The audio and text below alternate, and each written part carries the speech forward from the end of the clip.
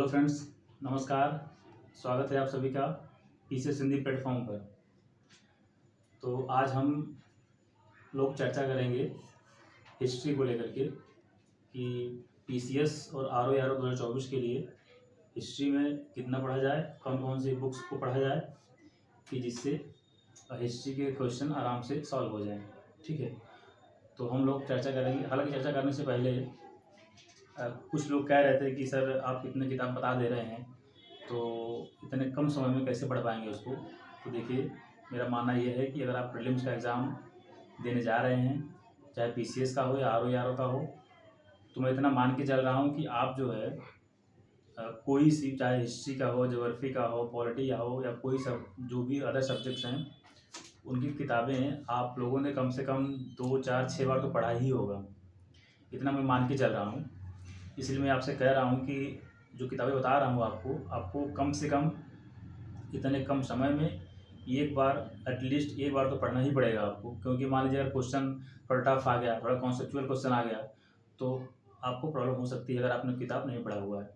तो इसलिए मैं आपसे कह रहा हूँ बार बार कि आपको कम से कम एक बार बुक्स तो पढ़ना ही पड़ेगा हर सब्जेक्ट का।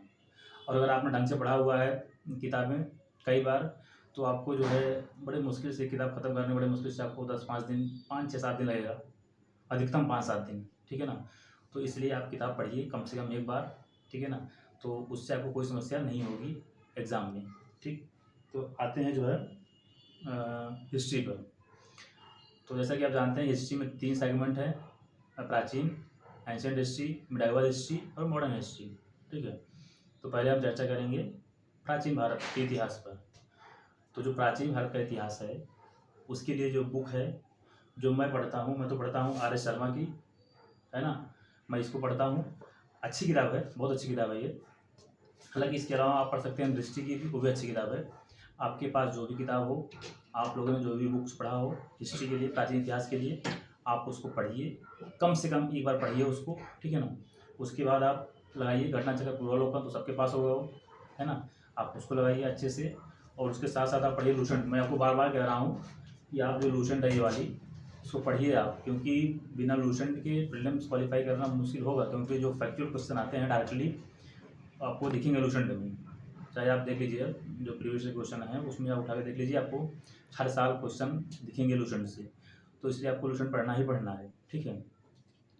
और इसके अलावा जो है ये हो गया, ठीक ना। जो ये वाली किताब है ये आर एस शर्मा है, राम शरण शर्मा, एनसीईआरटी बेस्ड है ये। ठीक है ना।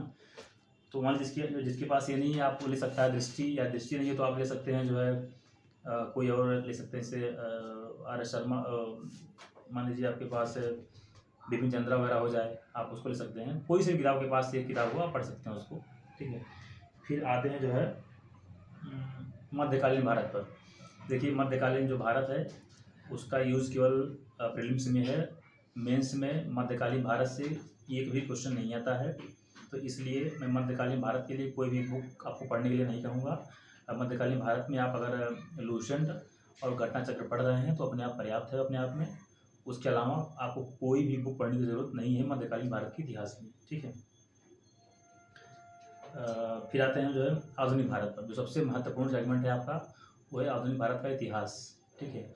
तो इसकी भी बहुत सारी किताबें हैं मार्केट में, जैसे स्पेक्ट्रम, मैं तो पढ़ता हूँ स्पेक्ट्रम, ये वाली स्पेक्ट्रम मेरे पास ये वाली किताब है ना। अब तो जो नई वाली किताब आ रही है वो बहुत मोटी हो गई है, तो स्पेक्ट्रम पढ़ सकते हैं आप।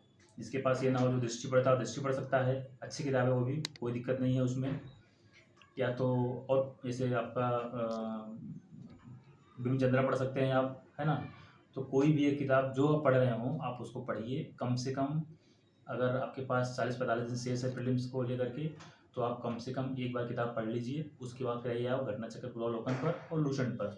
आपको मैं बार बार बोल रहा हूँ, आपको ये पढ़ना ही पड़ेगा लूसेंट को, बहुत महत्वपूर्ण है। बिना इसको पढ़े आप काम नहीं चलेगा आपका, है ना। ये हो गया आपका जो है मध्यकालीन आधुनिक भारत इतिहास।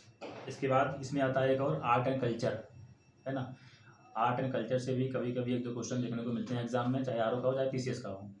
तो जो नई वाली लूसेंट आई हुई है मार्केट में, हालांकि ये तो पुरानी वाली मेरे पास जो है, ये जो नई किताब है लूसेंट की, उसमें अच्छा दिया हुआ, उसमें पहली बार ऐड किया हुआ है आर्ट एंड कल्चर।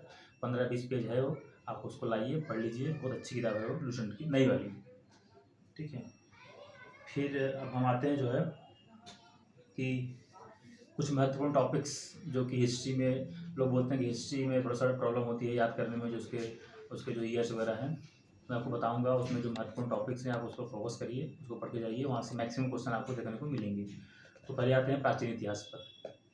तो प्राचीन इतिहास में सबसे जो महत्वपूर्ण है टॉपिक्स, उसमें आपका पाषाण काल हो गया, सैंधव सभ्यता हो गया, वैदिक हो गया आपका, वैदिक युग आपका हो गया।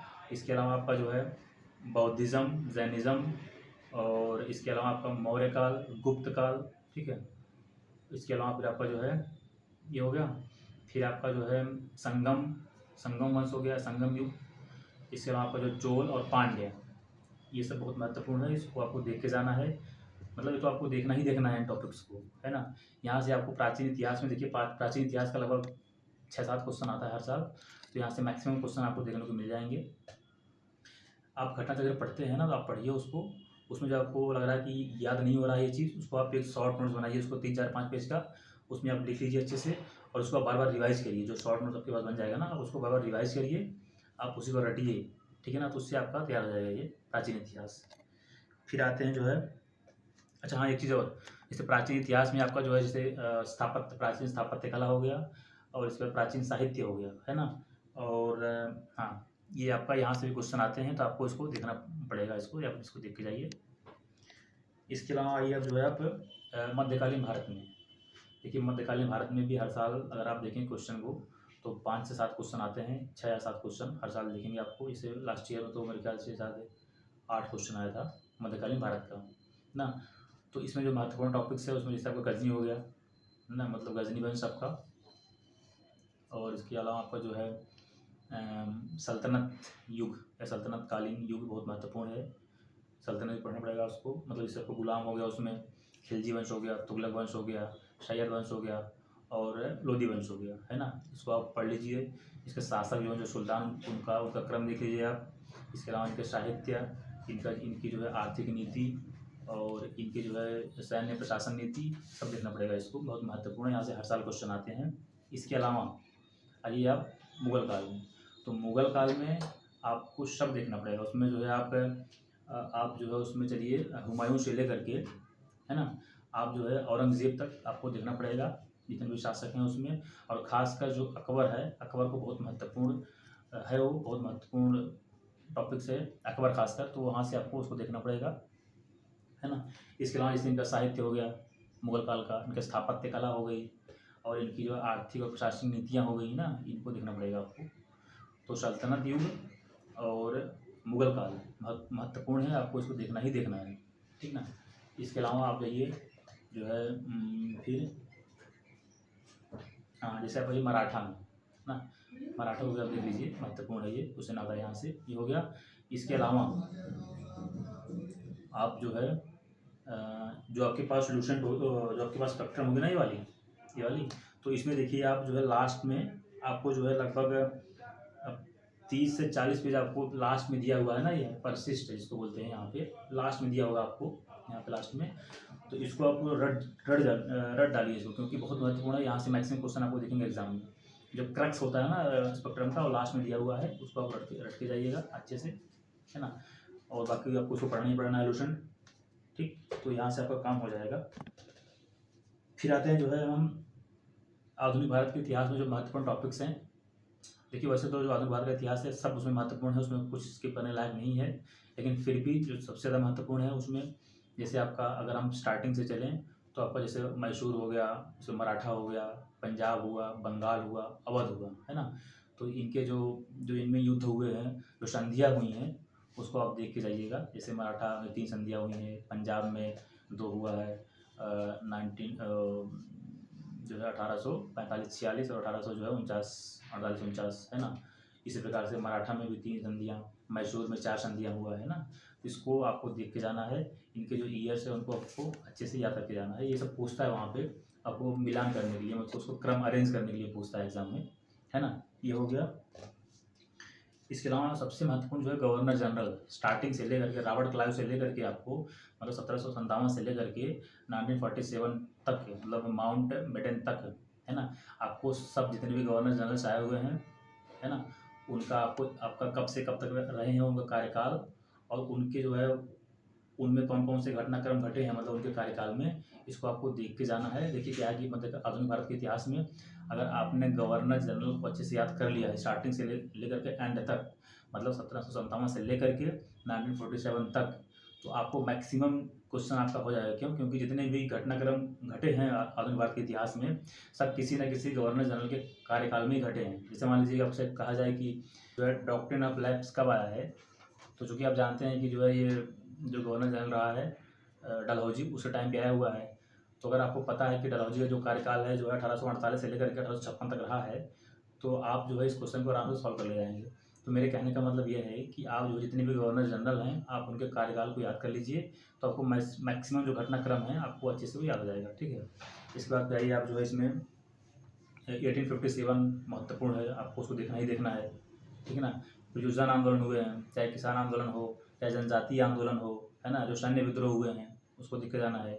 इसके बाद फिर आप आइए जो है कांग्रेस के गठन के पूर्व जो संस्थाएं गठित हुई हैं, जैसे आपका उसमें बंग भाषा प्रकाशिका हो गया, है ना, तो इन सबको देखना है, इन सबके ईयर को देखना है, और कौन कौन से संस्थापक किस किस जो है वो संगठन के रहे हैं उनको लिख के जाना है। फिर आप आइए जो है सामाजिक धार्मिक सुधार आंदोलन के, तो इसको बहुत महत्वपूर्ण, इसको भी देख के जाना है आपको। देखिए वैसे क्या है, मैं आपसे पहले ही बोल दिया हूँ कि आधुनिक भारत का इतिहास बहुत महत्वपूर्ण है, इसमें सब पढ़ के जाना है आपको, है ना। मैं अगर बता दूंगा पूरा पूरा कि इसके ऊपर गए तो कहेंगे भाई आपने पूरा बता ही दिया है तो क्या छोड़ा है इसमें। तो इसलिए मैं बार कह रहा हूँ कि सब महत्वपूर्ण है इसमें, आप सबको सब पढ़ के जाइएगा इसमें, है ना। कुछ छोड़ने लायक नहीं मध्यकालीन भारत आधुनिक भारत के इतिहास में। तो आप लोग जो है अधिक जानकारी के लिए आप लोग टेलीग्राम लिंक जो है आपको डिस्क्रिप्शन बॉक्स में मिल जाएगा, आप उसको ज्वाइन कर लीजिए। वहाँ पे आपको जो है हर समय आपको अपडेट किया जाता रहेगा क्या क्या चल रहा है। इसके अलावा जो है आपको वहाँ पे डेली शेड्यूल दिया जा रहा है पढ़ने के लिए, आप उसको फॉलो करिए, पढ़िए उसको।